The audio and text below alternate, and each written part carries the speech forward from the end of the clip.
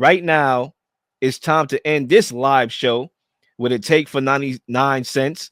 A take that we probably haven't got to cover, a topic we probably haven't got to cover, but we want to cover it right now. Or it could be a take that we covered already, but we want to expand on it further. And Zach, I think I want to begin here first. And my take is as simple as this: make throwing the balls to the wide receiver great again. Okay, in the last 2 weeks of these playoffs, we've seen it. We've seen tight ends, their number being dialed up in critical game deciding plays, only to let their teams down.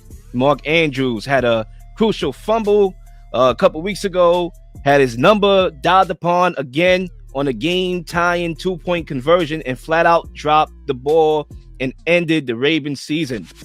Andrews, just like he did in the AFC Championship game, he actually cost a Ravens game in similar fashion in 2021 against the Steelers, in which the Ravens went for the win on a 2-point conversion and ran a similar play in which Andrews couldn't corral the ball for a walk-in Josh Allen on 4th and 5, facing extreme amount of pressure, backpedaling off his back foot. Oh no,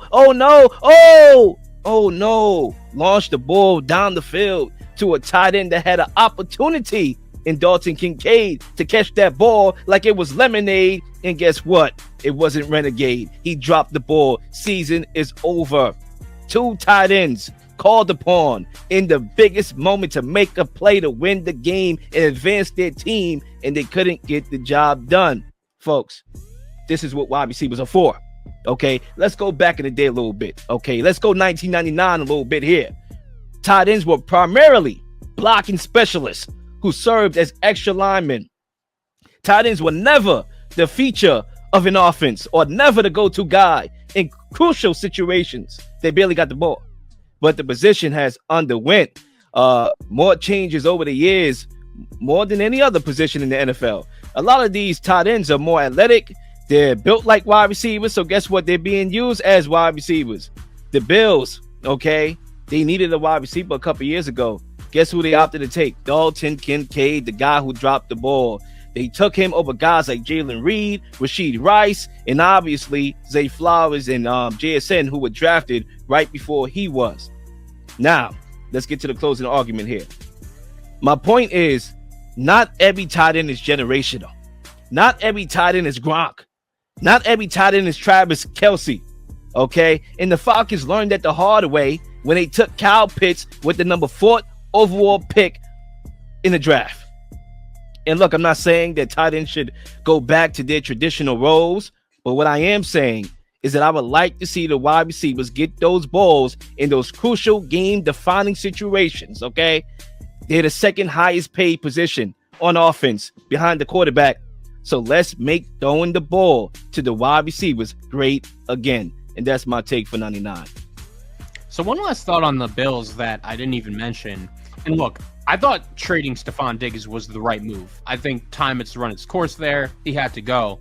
But I do think Sunday's game could have been the first time where it was noticeable, like the Bills just didn't have a dude for Josh Allen to just throw the ball and go make a play. Kincaid was supposed to be that guy. Coleman, credit to Mac Hollins. He had a great game. Allen made a couple of really nice throws to him.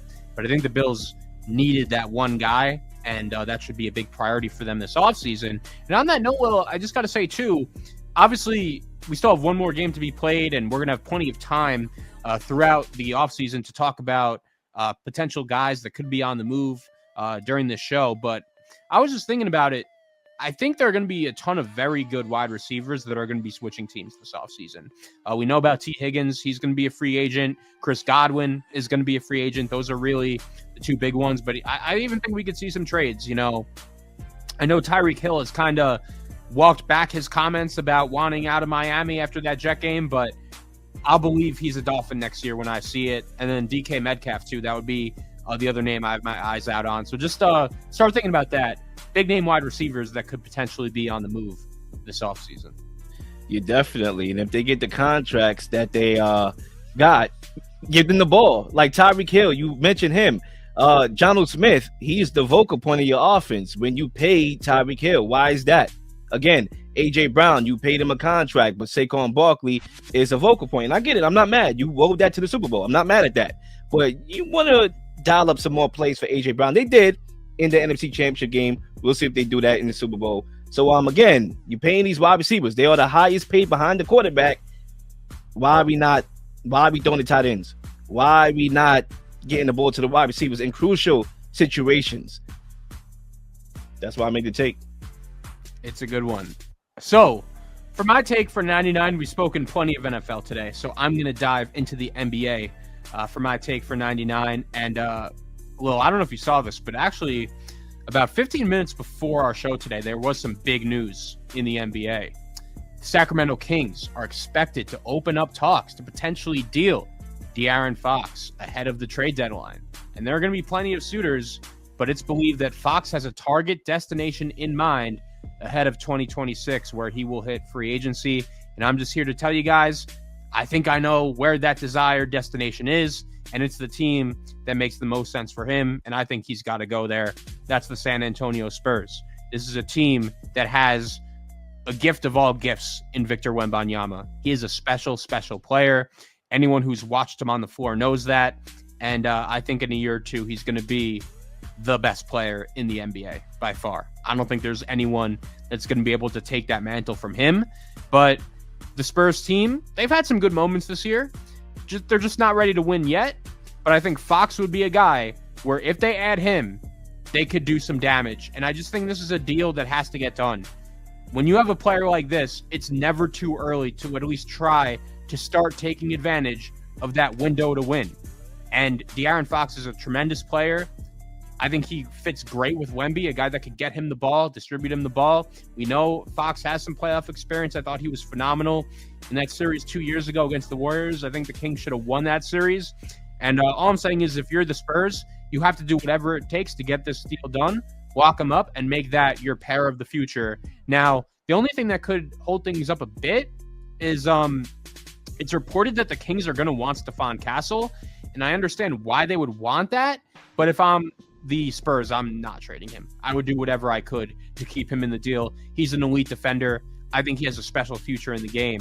So if you could keep those three guys together, Fox, Castle, and Wemby, I think the Spurs team has a bright, bright future ahead, and they cannot fumble this opportunity because if they miss on De'Aaron Fox, I don't really know where they go. It's not often that a player this good just becomes available out of nowhere. They have to do whatever they can to get him. And if they do, I think Wemby, Fox, Castle, that threesome could do some special things. Yeah, definitely. De'Aaron Fox is ball-centric, right? He gets downhill. Obviously, he's very good with the basketball in his hands. It's going to be polarizing to see if he would fit with Wemby because I think Wemby is a guy that you want to run your offense through. And De'Aaron Fox could take away the ball a little bit, obviously, but he is a fourth quarter clutch guy that you want in the fourth quarter. You just let him work and do what he do. But when you look around the NBA, you don't really have a lot of traditional point guards, right? The one left is the one on the team, and Chris Paul. Drew Holiday is one that I would consider to be in that category. You look at the NBA, you got Ja, ball-centric. You got Luka, ball-centric. You got Jalen, even ball-centric. A lot of ball-centric guards. So to me, my ideal pairing would be a traditional point guard for Wemby, but I could understand why you want to upgrade the roster with a scorer that can average 20 points per game, that can close the game in the fourth quarter. That's the conundrum with Fox, is that even though he may not be the perfect point guard, he still offers you a floor. So I could understand why you would have a mouth for talent and want to bring that in for your trade, and why you would want to go there if you're De'Aaron Fox. But that's the question, Zach.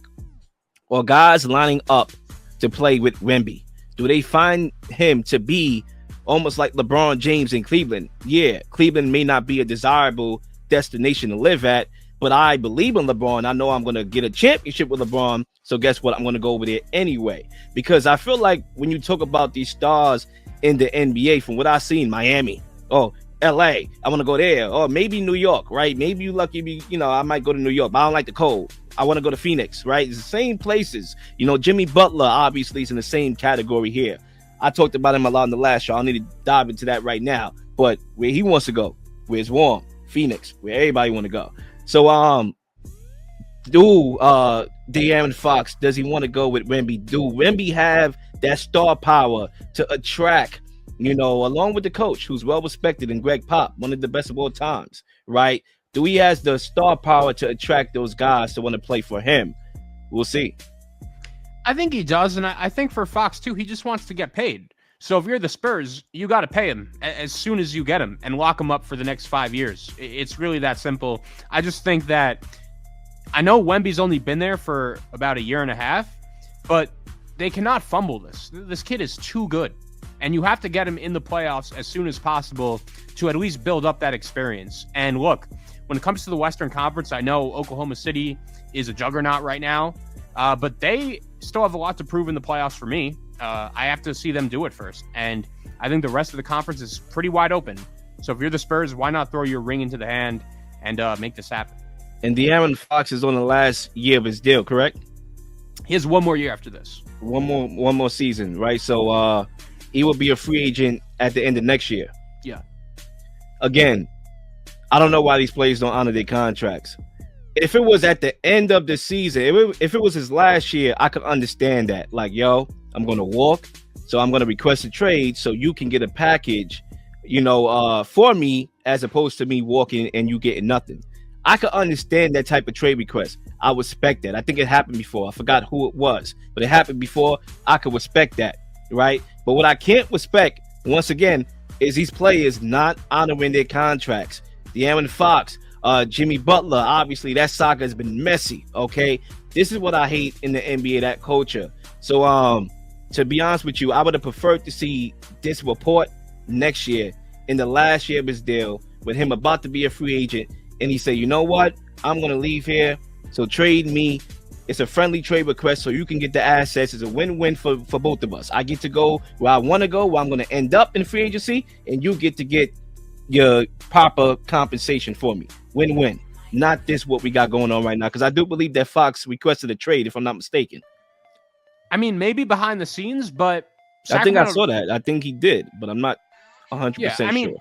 Sacramento doesn't have to trade him. It's just it kind of, if you know, he basically told him, I'm not signing here long term. He didn't request. They've been playing good ball, as I've seen last couple of weeks. They fired their coach and they've turned things around. Yeah, yeah. Basically, that's what Fox said. He didn't request a trade. All he said was, I'm probably not going to be signing here when I hit free agency.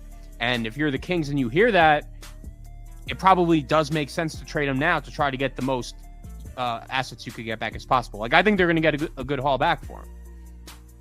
We'll see what happens with that. That's definitely polarized. I think it was Anthony Davis who might have did that, but I'm not too sure. I'm not too sure if it was Anthony Davis. I didn't like how he handled that situation either. This is the NBA, but look, we live for the news. We like these type of news. Believe it or not, even though we don't like the actions, it gives us something to talk about, like how we did on this take and like what we're doing with Jimmy Butler right now. So we'll see how these situations play out going forward. Absolutely. And ladies and gentlemen, that wraps up another episode of 99 Pod. And Zach, as always, I'm looking forward to the next show that we do. Hell yeah, dude. Going to be the first weekend without football. Hopefully we survive.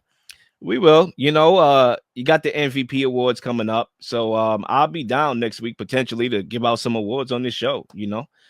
Maybe that could take us into the Super Bowl weekend and predictions and all that. We still got the game to cover and preview. So I'm looking forward to what we got coming up. Absolutely, dude. You already know. And ladies and gentlemen, we are out of here. Peace out.